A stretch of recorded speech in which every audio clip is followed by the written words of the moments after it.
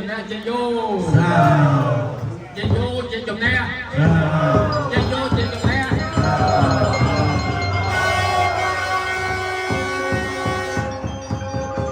เรียกจ้ามาให้ตีเสื้อผ้าแพร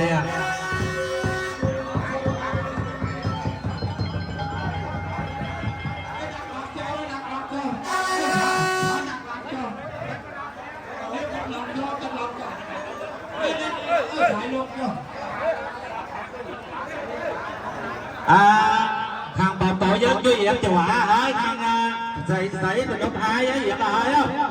hiệp cho hả hai tầm một tim bia chưa hiệp là hai đó cho hả